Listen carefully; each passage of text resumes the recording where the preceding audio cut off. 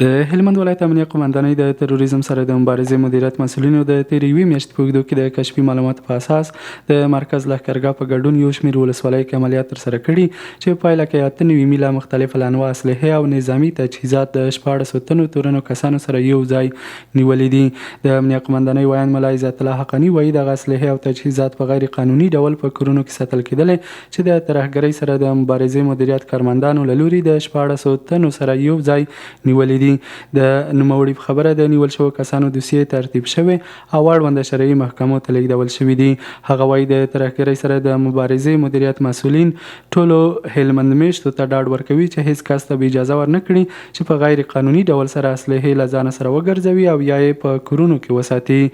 چې له جملې څخه 9 میله توپنچې، 6 میله کلاشینکوفونه، 1 میل کرابین، 1 میل کمرشکن، 20 پایې مخابرې، 18 دانې شاجران، 10 دانې خالي شرید بکسې، 20 دانې خالي شریدان، 10 دانې د راکټ انداز پټاسونه، 2 دانې لاسي ګرنیټان، 2 دانې د رنجر مخابرې،